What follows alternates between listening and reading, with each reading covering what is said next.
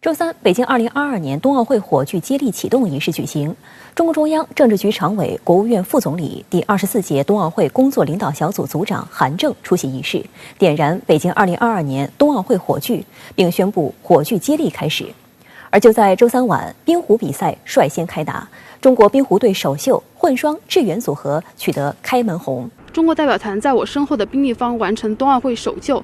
本届冬奥会，中国代表团实现全部7个大项、15个分项的全项目参赛。而在周四，深圳运动员也将在五棵松体育中心举行的女子冰球小组赛上首次登场。本次女子冰球23人大名单中有16人来自深圳，这将是广东省运动员首次亮相冬奥会。冬奥会开幕在即，各国运动员和媒体已陆续抵达冬奥村。稳妥的防疫措施是冬奥会一系列赛事顺利举办的重要保障。日前，美国有线电视新闻网 CNN 华裔记者 Selina Wang 就开启了冬奥报道之旅。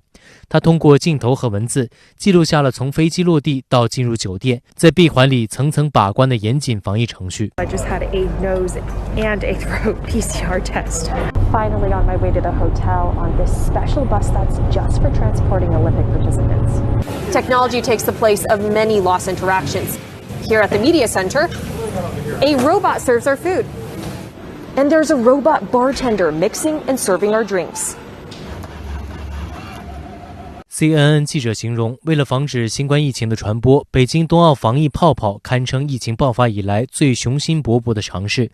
他口中的泡泡以及奥组委所说的闭环，比赛场馆、会议中心和酒店都由专用交通工具连接起来。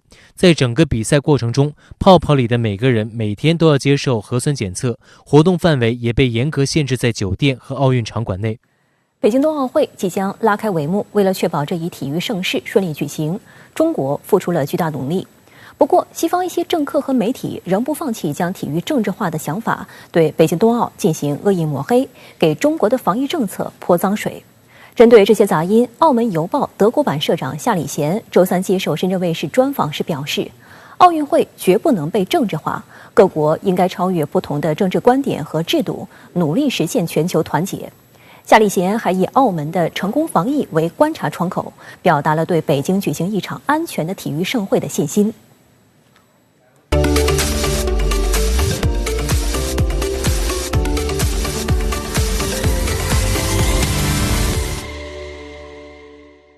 移居澳门已超过30年的夏礼贤，上世纪50年代出生在德国，在哈茨山脉附近的下萨克森州长大。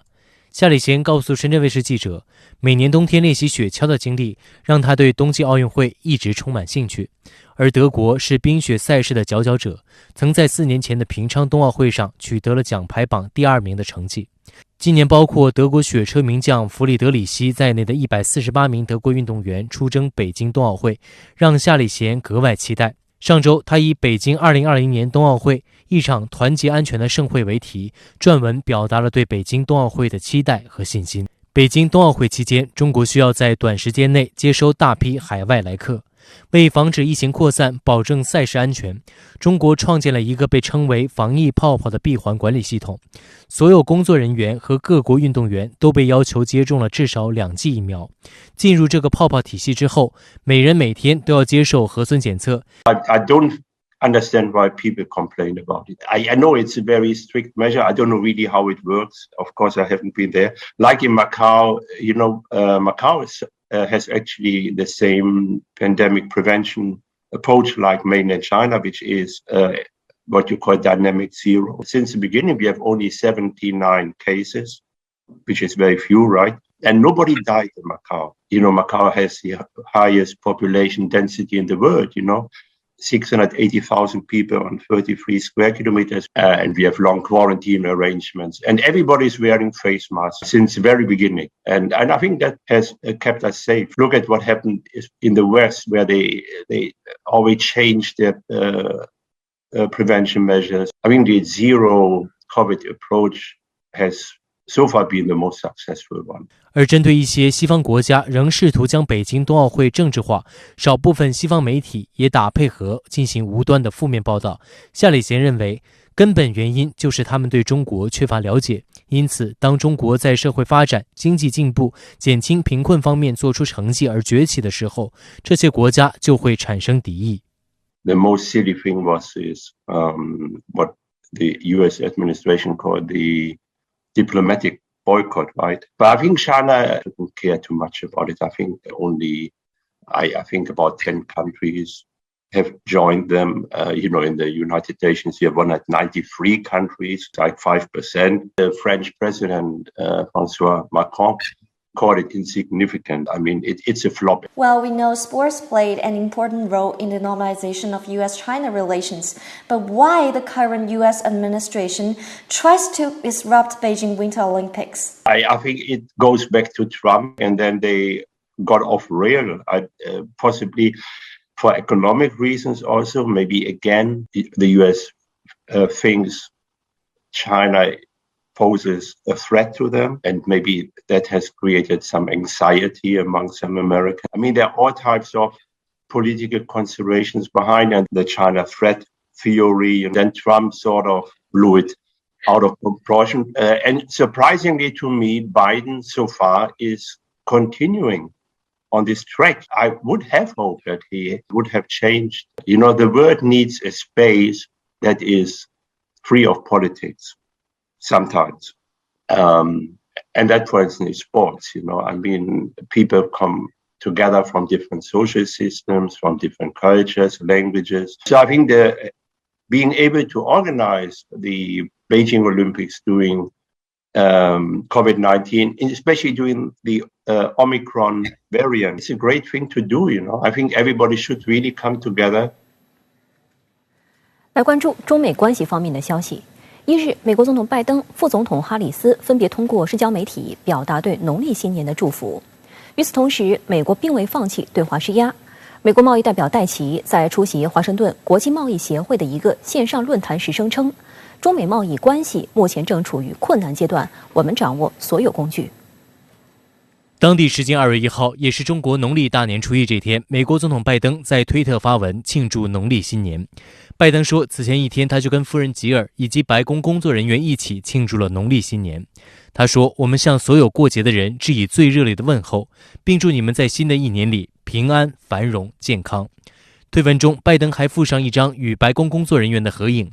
去年上任之初，拜登就跟第一夫人吉尔在社交媒体上发布视频，送上春节祝福。美国副总统哈里斯也在1号这天在社交媒体发布视频，表达了对农历新年的祝福，还用粤语说出“恭喜发财”。几个小时前，哈里斯还发推表达了对虎年的期盼。This Lunar New Year, we welcome the year of the tiger, the symbol of strength, confidence, and courage. Let us keep the flame of hope burning bright across our country.Happy Lunar New Year。 深圳卫视注意到，1月31号农历除夕，美国国务院网站就发布了美国国务卿布林肯关于农历新年的新闻公报。公报中，布林肯向美国和世界各地在2月1号庆祝农历新年的人们致以最美好的祝愿，还表示愿虎年给大家带来机遇、成功和健康。农历新年充满着中国元素的这种一个节日，意味着是中国文化元素的这个全球化，中国这个农历春节的这种全球化，更说明了我们这个中国春节的这种国际化。那这个是中国一个这个为国际社会提供的这个公共文化产品的一个具体体现呢？此外，在中国驻美国使馆日前举行的虎年春节线上招待会上，美前总统卡特中心首席执行官佩吉发来贺信，祝愿中国人民虎年吉祥如意，希望中美关系在新的一年重回和平与建设性接触。美中关系全国委员会会长欧伦斯在贺词中表示，虎是百兽之王，代表健康、活力和勇气。我们需要虎的精神来改善人民的健康和中美关系。美中贸易全国委员会会长艾伦则表示，将继续支持在华美国企业发展，推进中美经贸关系，支持两国的共同繁荣。经贸关系是中美关系的重要组成部分。由美国发起的对华贸易战，既损害了中美两国利益，也给全球经贸带来更多不确定性。进入2022年，全世界都在关注中美经贸的走向。当地时间2月1号，美国贸易代表戴奇在出席华盛顿国际贸易协会的一个线上论坛时声称，美国正试图与中国建立稳定的关系，但两国贸易关系目前正处于困难阶段。针对中美第一阶段贸易协议，戴琪声称尚未取得成果，中国没有达到该协议定下的目标。他的团队正与中国进行积极的交涉和磋商。对此，中国驻华盛顿大使馆发言人以电邮发表声明说，尽管受到新冠大流行、全球衰退和供应链中断的影响，北京仍在努力履行中美第一阶段贸易协议。发言人表示，我们希望美国能够为扩大对华贸易创造良好的氛围和条件，而两国的贸易团队正在正常沟通。2018年起，美国前总统特朗普以所谓不公平贸易行为为由，针对价值3700亿美元的中国产品加征关税。2020年拜登上任后，当年1月15号，中美第一阶段经贸协议在白宫正式签署。根据协议，中方在此后2年内在能源、制成品、农产品、服务等领域扩大自美高品质产品和服务进口合计2000亿美元，而扩大进口也是中国的既定政策。2021年12月31号，中美第一阶段经贸协议到期。中美第一阶段经贸协议完成度如何，外界也在关注。根据人民网此前的报道，截至2021年11月，我国自美进口约完成2年总目标的58%。农产品、制成品和能源品的进口分别完成2年目标的84%、58%和43%。报道说，虽然我国对第一阶段协议的执行力度并不小，但疫情扰动、通胀高企和高水准目标，导致中美第一阶段经贸协议执行存在不小难度。有分析指出，美国贸易代表戴琪声称，中国未达到第一阶段协议定下的目标。其实，美国国内的高通胀才是制约该协议目标完成的主因。高通胀提升了中上游产品价格，降低出口竞争力，拉低进口意愿。美国出口商品价格指数2021年涨幅 5.5%， 远高于2020年的 1.8%。为保障外贸利润和物价相对平稳，规避自美高价商品的进口成为经济主体的自主选择。同时，由供应链瓶颈引发的通胀加剧了美国出口增速回落。戴琪还声称，美国政府更大的目标是保卫美国经济、美国劳工和企业所谓免受中国非市场政策的负面影响。我们掌握所有工具，可以向中国追究问责。而拜登最近也表态，不准备取消对华关税。实际上，中国商务部此前已经多次表示，中美经贸关系的本质是互利共赢，希望美方能为双方扩大贸易合作创造良好氛围和条件。这个戴琪所谓的说不公平的这种贸易政策的这个竞争，实际上这是呢对这个现行国际贸易体系规则的一种这种肆意的歪曲。他们讲的这个不公平竞争，实际上就是不是以美国所定义的对美国就业或者对美国的产业绝对有利的那种条件跟美国进行竞争。美国已不愿意遵守现在我们世界上通行的公平竞争的贸易规则。相关话题来连线特约评论员陈斌。陈先生您好。美国正副总统和国务卿均在中国春节发文拜年，那么您觉得这是否意味着中美关系今年好转了呢？美国正副总统和国务卿的春节致辞更多呢是面对全球华人的，而不是专门针对中国人讲的，所以呢不能就此判断中美关系向好。拜登的推文呢针对的是全世界的人们，也许更多的是指美籍华人，希望呢借春节祝福能够拉住华裔选民的选票，在今年美国的中期选举中支持民主党。去年春节呢，拜登也发了春节祝福，谴责了亚裔在新冠疫情期间呢面临的种族主义骚扰和仇恨。今年呢，则是希望华裔平安、繁荣、健康，既是客套话，也是拉感情的方式之一。目的呢，都是为了拉华人选票。那么哈里斯的新春致辞呢，把虎年说成是象征着力量、信心和勇气，这是给民主党打气，也是给美国华人打气，都是希望民主党呢在中期选举中希望之火继续熊熊燃烧。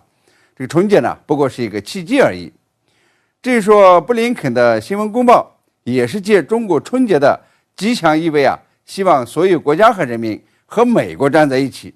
这几天呢，这个美国方面发出的政策信号看呢，凡是遇到具体的事，美国呢都是想方设法污蔑和限制中国，比如说对冬奥会的捣乱，对台湾问题加深干预，对出口中国的芯片管制，对中国技术创新的抹黑，还有呢对中美贸易关系刻意制造紧张。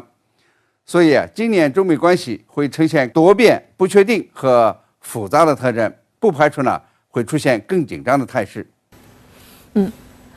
美国贸易代表处说，中美第一阶段贸易协议未达标，中美贸易处在困难阶段。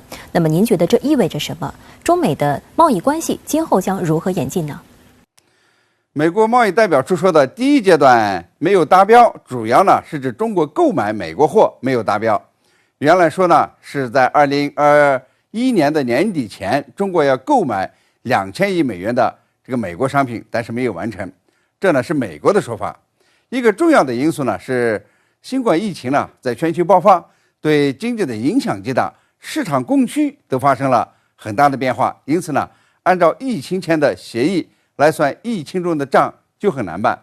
同样呢，也是因为这各国疫情防控政策和效果不同，那么也影响着这个贸易行情。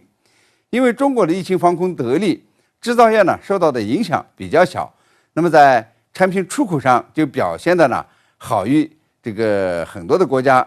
中美贸易也一样，美国对华进口产品加征关税本来呢是想缩小这个美中贸易逆差，但是中国疫情防控比较好，结果呢是美中贸易逆差不仅没有缩小，反而是拉大。2021年呢，中国对美贸易额同比增长了30%，达到了7556亿美元，那么再创历史新高。与此同时呢，这个美国呢也发现这个美国对华加征关税之中，超过90%都是由美国企业和家庭承担，说明呢这个中美第一阶段贸易协议是有问题的，损害了美国的经济和消费者利益。那么美国商界因此呢也是要求政府取消对华产品增加的关税，这样呢就让拜登政府呢感到为难。也就是这个美国贸易代表这个戴奇所说的，中美贸易关系呢是处在困难阶段。这困难呢主要是指美国政府的左右为难。取消对华加征的关税，那么有利于美国企业和美国消费者，也有利于中美贸易，但是呢对民主党的执政不利。共和党可能因此呢攻击民主党对中国软弱，让民主党呢在这个今年中期选举之中输掉。如果呢继续保持对华加征关税，那么这个美国企业和消费者呢就要继续承受负担。那么有经济学家呢算了一笔账，第一阶段贸易协定实施2年内呢，不仅给美国企业造成了1.7万亿美元的市值损失，而且呢这2年内加征关税使得美国家庭的总收入降低了880亿美元。这就意味着美国进口商和消费者支付呢高出原价约20%的费用。换句话说呢，民主党政府现在处在要权还是要钱的两难境地。其实这个不顾及美国企业和消费者利益的话呢，这个民主党政府也难以继续掌权。那么中国呢就给美国呢释放出合作的信号，希望妥善的处理这个关税和技术出口问题，合作共赢才是正道。那么我个人认为呢，这个美国不会轻易的承认贸易战失败了，可能的情况是美国会取消一部分对华这个产品加征的关税，那么技术含量不高的产品呢是首选，然后呢仍然会限制对华技术出口，仍然呢把中国一些高新技术企业列为制裁的对象，仍然呢用关税来要挟这个中国购买美国农产品什么的。但是呢这个中美贸易关系呢还是会有所松动的。这里呢还要看这个奥密克戎的防控，如果全球今年底仍然走不出疫情困扰，那么中美贸易关系的松动的程度呢就会加大。如果年底前呢这个中美都能够走出疫情困扰，中美贸易关系改善的程度可能会比较小。美国的1万亿美元的这个基建计划，以及美国正在加快推进的竞争法案，都会提高美国的这个制造业能力和技术进步，增加就业率，可能呢会降低对华商品的依赖程度。好的，谢谢陈先生在线与我们分享您的观点，谢谢。美俄外长通话后，俄乌紧张局势并未缓解，反而大有恶化之势。近日，美军训练乌克兰士兵的照片被媒体曝光。与此同时，乌克兰总统签署法令，未来3年内扩军10万人。另一方面，多国领导人分别密集访问俄罗斯和乌克兰，也让地区局势越发复杂化。当地时间周二，俄罗斯总统普京在与到访的匈牙利总理欧尔班会见后表示，美国和北约对俄安全保障建议的书面答复很明显忽略了俄方的原则性关切。Мы не увидели адекватного учета трех наших ключевых требований, касающихся недопущения расширения НАТО, отказа от размещения ударных систем вооружений вблизи российских границ, а также возврата военной инфраструктуры блока в Европе к состоянию 1997 года。普京表示，美国和北约只是把乌克兰当成遏制俄罗斯的棋子，并不关心乌克兰的安全。Самое главное их задача сдерживание развития России.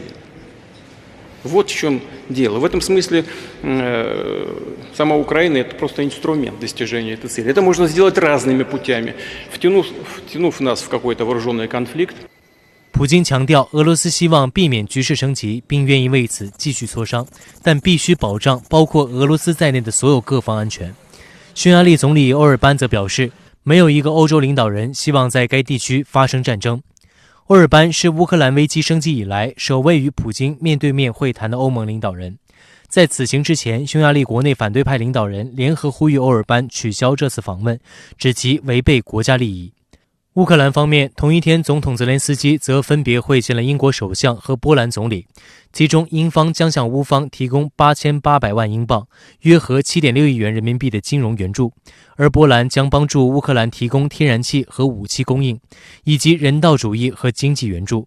此前一天，波兰方面已表示准备向乌克兰提供防御性武器。对于欧洲国家领导人的斡旋，深圳卫视注意到一些外媒在相关事件报道上的措辞颇为微妙。德国之声周三的报道中写道，当匈牙利总理拜访莫斯科的同时，英国首相约翰逊及波兰总理莫拉维茨基则在基辅会见乌克兰总统泽连斯基。耐人寻味的是，原本身为主人的乌克兰总统只落得在自家被会见的待遇。有分析指出，在短短48小时内，乌克兰首都基辅成为多国领导人的主要目的地。不过，这也同样意味着多方插手，事件必将更加复杂化，最终很可能偏离既有轨道方向，一去不返。乌克兰军方近日公布了一组美军训练乌克兰军队的照片。照片显示，美军士兵正在训练指导乌克兰军队使用导弹发射器。据悉，这些照片拍摄于1月30号，地点位于乌克兰的亚沃里夫军事训练场。照片中的武器为 M141 掩体克星火箭筒，主要用于摧毁地堡等防御系统。事实上，自2014年开始，以美国为首的北约国家帮助乌方培训军人，并向乌克兰提供武器。周二当天，乌克兰总统泽连斯基在议会发表讲话，签署一项法令，承诺在3年内将乌克兰武装部队规模增加10万人，并提高士兵工资。他同时表示，这并不意味着与俄罗斯的战争即将到来。他呼吁议员们保持冷静和团结，不要制造恐慌，不要利用与俄罗斯的僵局谋取政治利益。Не буде, а буде, на жаль, трагедії, якщо почнеться потужна ескалація проти нашої держави. І тому я відверто говорю, що це не буде війна України з Росією, це буде війна в Європі, повномасштабна, тому що ніхто не віддасть більше своїх територій і людей. Дякую. 另据英国路透社的报道，就在泽连斯基讲话后，议员们聚集在议会大厅里，举着英国和加拿大等国的国旗。路透社对此分析称，这是他缓和与俄罗斯紧张关系，并加强国际社会支持乌克兰计划的一部分。稍早之前，泽连斯基曾表态为局势降温，批评一些国家拱火，以致乌经济受到严重影响。相关话题来连线特约评论员孙兴杰。孙先生你好。俄罗斯总统普京在与匈牙利总理欧尔班会面的时候，首次就俄乌形势做出了比较系统的阐述。普京认为美国没有回应俄方的基本关切，那么您有怎样的观察呢？俄乌边境形势不断的升级，战争的危机变得越来越迫切，各方都在进行多方面的准备。普京的谈话算是逼近最高级别的外交手段了。如果美俄领导人隔空喊话，或者是直接对话之后依然解决不了重要的关切和矛盾，或许各方准备的战争武器才会被派上用场。普京的回应说明了此次俄乌边境危机的本质是俄罗斯与北约之间重新划分安全保障范围。俄罗斯的诉求和关切在于北约不能再进行东扩了，而是要退回到上个世纪90年代的范围。北约不能在俄罗斯周边进行战略武器的部署，进一步说明冷战结束之后，俄罗斯与西方之间的矛盾和不信任是在不断的累积，已经到了一个临界点。乌克兰是俄罗斯不能退让的最后的底线，同时也是对北约以及西方战略信誉的考验。因此，此次俄乌边境问题是俄罗斯与西方战略博弈的焦点，双方需要寻找救坡下驴的机会，而不是将彼此逼入墙角。俄方一再重申不想要战争，普京也指出，西方不是想要保护乌克兰，而是让乌克兰变成遏制俄罗斯的一枚棋子而已。普京在谈话中也提到了俄罗斯的另外一个关切，那就是如果乌克兰变成北约成员国，会不会依靠北约发动战争收回克里米亚？这种担忧其实也透露出俄罗斯在这次俄乌边境危机中的一条底线，或者说双方进行妥协和谈判的机会。西方要求俄罗斯从边境地区撤军，但需要满足俄罗斯的关切。北约如果承诺不接纳乌克兰，也是对战略信誉的一个考验。现在普京提出了一个思路，那就是西方承认克里米亚的现状，危机有可能化解。由此可以看到，双方博弈其实是在多个战场不断提高筹码和诉求，也在为最后时刻达成妥协做了准备。这也是紧张的局势之下的一线和平的希望。美国民主党向参议院提交了2022年捍卫乌克兰主权法案，其中包括对俄总统、总理、外长、防长、武装力量总参谋长和其他军方高层的制裁。如果俄乌开战，美国将对俄罗斯进行致命制裁。那么您对此怎么看呢？俄乌边境危机对美国来说是一次战略信誉的考验，而非核心战略利益的考验。